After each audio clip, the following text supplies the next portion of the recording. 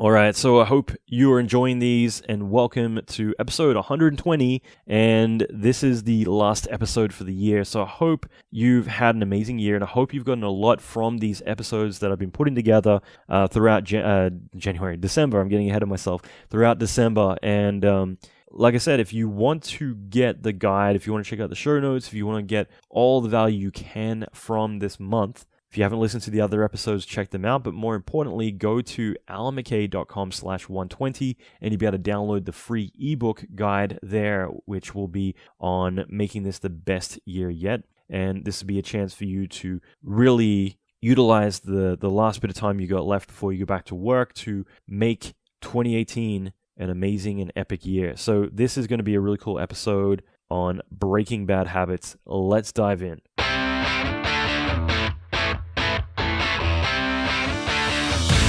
Welcome to the Alan McKay Podcast. Alan is an Emmy Award-winning visual effects artist and mentor to many leading industry experts. Listen in as Alan talks with other industry leaders in film, video games, and visual effects about their experience, lessons, and methodology. Alan will teach you pivotal advice to fast-track your career, better your skills, and reach your ultimate dream job. Check out the latest episodes on alanmckay.com. So I just want to put this one out there. I'm going to make this extremely short. I think I'm going to always say that, though, when it comes to these episodes. But think about this for a moment. Think about the fact that it is the end of the year and you can freshly look back at things right now. I always think that it's good to do reviews, and that's for another episode. But I think it is always good to review yourself while things are fresh, because over time, psychologically, we're going to course correct and change history, change how we really remember ourselves, to always hold ourselves in a better light. That's why, let's say you do someone wrong, you really mistreat someone, I guarantee over 60 days around that time, you're going to change from being so apologetic, like, oh, I shouldn't have done that, I'm such an a-hole. Suddenly you're going to start looking at it like, no, screw that person, they're the jerk, not me. And you start to deflect and course correct, because anyone who is mentally healthy is not going to allow, like their brain is not going to allow them to see themselves as being a terrible human being and really mistreating themselves in that way. And that's just human nature, okay? And so before I get all deep on this, but that's just exactly why I think that it's good while it's fresh to really look at yourself now. Instead of it being, oh yeah, 2017, yeah, that was a good year. I did pretty good. I did my best. To really look at yourself while, especially you're going through this, and you've kind of like really taken looked under the kimono. I'll use that analogy here and say that, everything's really fresh in terms of seeing where you went right, where you went wrong, what could have been better, what didn't get done that you had set out to do, and why that didn't happen. And one of the key things is to look deeper than that. And that's why I figure it'd be good to talk about the surface stuff like, hey, what did I plan to do this year, and what didn't get done, and therefore what should I try and do next year, and all that kind of stuff. Because I think it is important to leverage like the things that you did have good intentions and trying to get done. But then you got to look beyond that and think, well, what are the things I didn't do and why didn't they get done? Like, let's be real. Why did I not achieve the goals I set out to do? Maybe it is because I got distracted. What is the solution to that? Because obviously getting distracted with shiny new job offers and things like that might be a good thing, but it might be more than that. It might be you're lazy. Maybe, and this is the big one, maybe you're afraid to take those risks because you're afraid that you might fail. Like maybe you want to switch software packages from Maya to Max or something like that, but you're afraid if you take a job in that other software or something like that, then you might get fired or be seen as being at sucking. Maybe you want to switch disciplines, but again, it's such a risk. Like what if you suck at it, and rather than putting in the effort and really trying to minimize the risk by front loading the work and making sure you know what you're doing ahead of time, it's a lot easier to stick with what you're comfortable with. I got a buddy of mine who's a match mover, and he's wanted to do effects before he even got into match moving, but he's still doing that because it's just playing it safe. The other one requires risk, even though he's in the industry and he's doing really well, but he's got to be aggressive in making that switch. And as much as I push him, it's not going to happen until he's willing to kind of address the fact that he's afraid to make that switch. He's afraid to take the plunge and do something that he's really passionate about, because what if he's not any good? What if he has, found his cozy thing and he should just stick with that because it's what he knows? Okay. But we all have the underlying reasons why certain things didn't happen, or more importantly, like bad habits that we have. Maybe you find that, you're constantly complaining. And these are things that unless you really catch yourself, unless you really lean in, you're not even aware half the time that it's going on. But like, one of the things that I try actively to do, and I'm not perfect like anyone else, but I try not to complain and bitch and moan about things. I try to be more positive about it all, I heard a great one yesterday. Actually, it was this morning. I won't say who from, but it's like, I had 200 likes on my thing, on my artwork or something, and it's just like, how can you say that? How can you be like, oh my god, this sucks? Like, I've got 200 likes on my stupid photo. It's like, you sounds like you're auditioning for the Kardashians or something, And the thing is, I think that after a while, it becomes habit that instead of saying, hey, I did really good, I'm really happy that I managed to crush this thing, and I exceeded my expectations, whatever it might be. Instead, we decide to downplay it and speak negatively about it, because everything that comes out of our mouths ends up being negative instead of being positive. And I think that it's kind of like insulting someone. It's a lot easier to insult someone than to actually talk positively about someone, or it's, so it's basically one of those things that I think that with this is a lot easier for us to bitch and moan than to actually rephrase what we're saying and saying like, yeah, you know what, like, I was really worried about this thing and I managed to pull it off, and I'm really happy that it worked out this way, because it could have ended up terrible. Instead, it's like, oh yeah, like it did pretty good, but that thing's, just talking negatively as one example, but it's something that we all tend to do, and you really gotta like slap yourself and say stop whenever that shit happens. But that's just it. That is one example of many. But the whole point of this, I just wanted to kind of put that out there, is just the fact that this is a chance for you to look back fresh and look at, okay, well, how did the year go? But more importantly, what are the things I did really well and I can double down on? But more importantly, what are the things that didn't go well, or didn't work out how I expected, or didn't get done? And then go deeper than that and figure out, well, why did they turn out that way? Because I think that's the easy part, is to just deflect and be like, oh yeah, well, that just didn't work out. But like, why didn't you get that job? Why did you get rejected when, didn't get the job interview that you wanted, whatever it might be? What were your big goals? And like, why didn't it really happen? Because a lot of the times, like I said, we're going to course correct next year and say, well, better luck next time, instead of saying, well, look, if I'm completely honest with myself, the reason why I didn't get the pay rise is because I was slacking off, or maybe I did really well, but it's just no one was aware of it. And my aha moment here is to say that I need to be more visible with my achievements. Like, there's an infinite amount of stuff that I could mention here, but that's exactly it. It's up to you to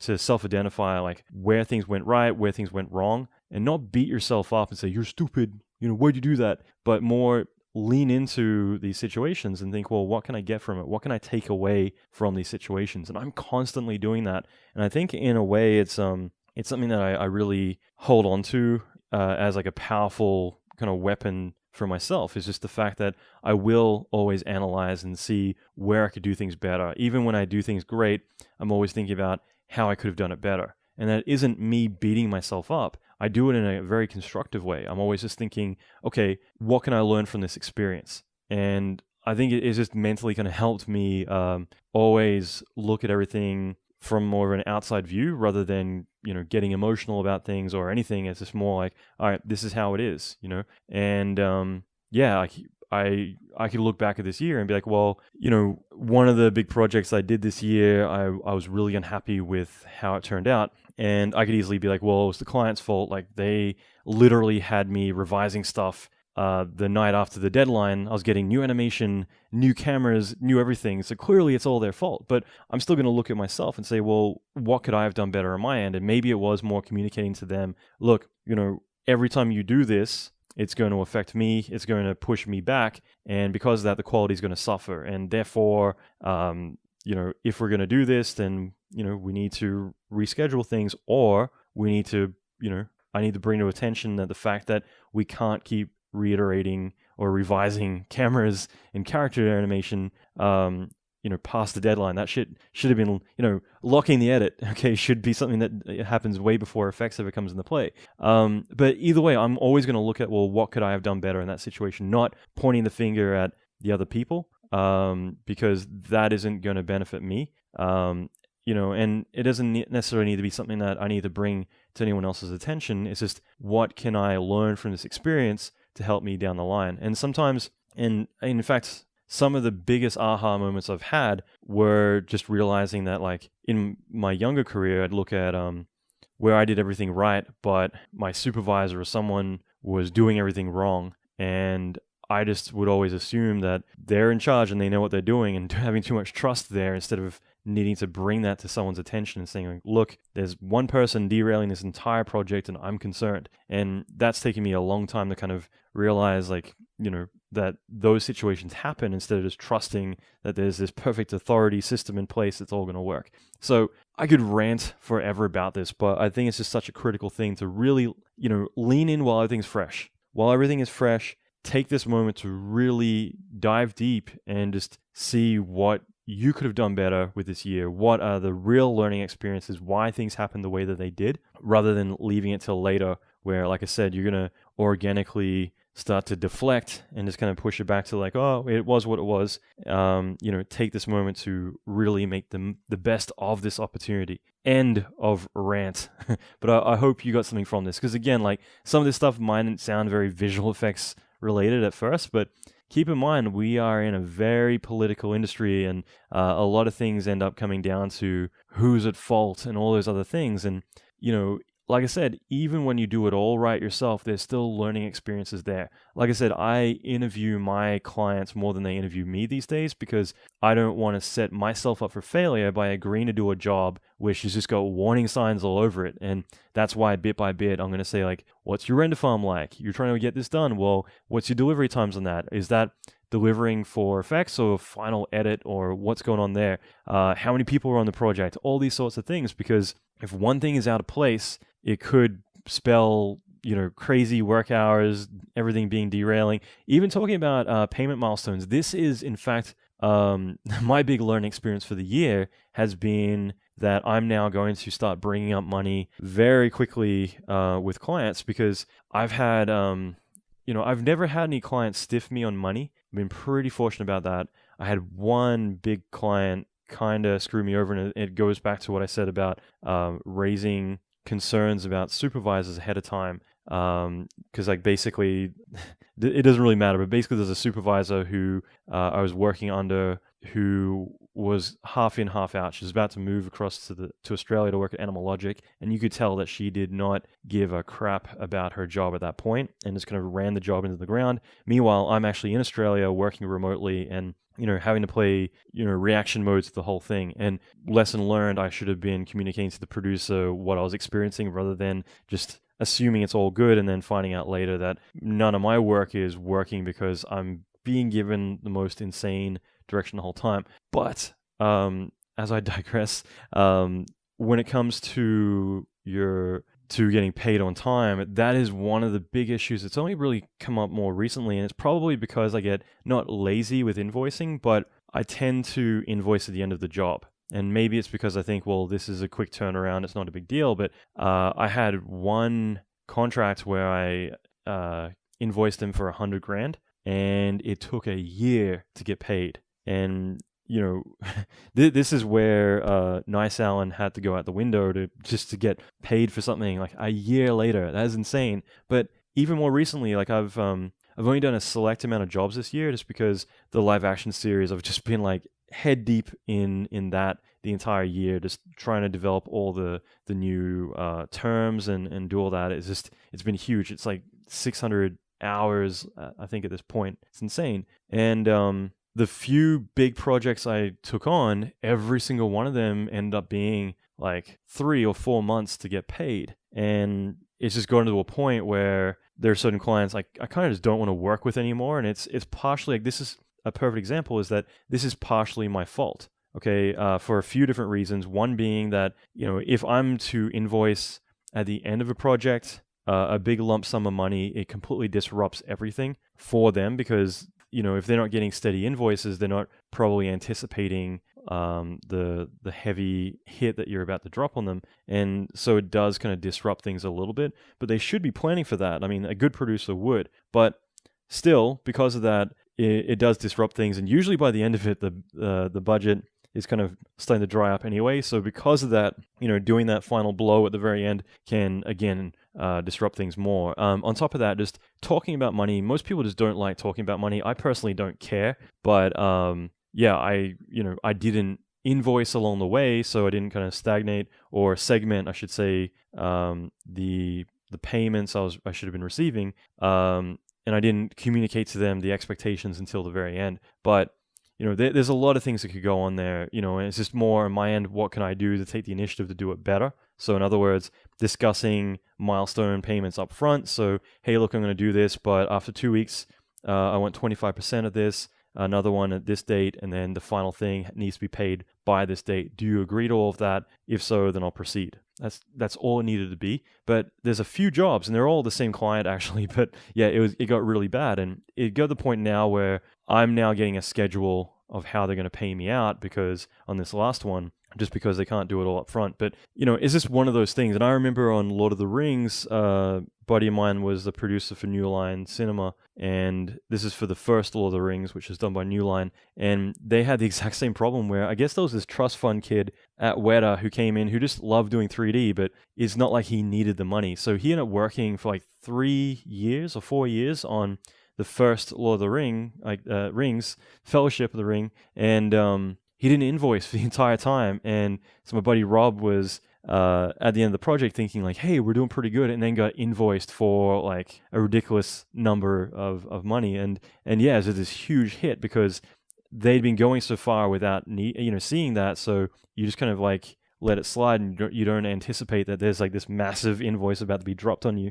And that's it. Like, that's something that I can look at myself and take responsibility, saying, well, even though I did the work and I invoiced and I should get paid, there are things that I can do to ensure that things are smoother, that I'm not screwing them up either. All of this stuff. So again, constantly look at how you could do things better on your end as well. But for me, like, what are my aha things? Like, what are my learning points? Like, for me, I definitely am going to always discuss, on top of all the other things I bring up, how I'm going to get paid, when I'm going to get paid, all of those things, because I'd rather get it all out there and also have a traceable email saying all this stuff. And that way too, if they start slipping on their milestone payments early on, then that is a bit of an alarm bell for me to say, okay, red flag. I might have to slow things down work-wise until I get my pay. You just gotta be careful about the stuff. Like, I think that most places are not out to screw you, and I also think that the smaller the place,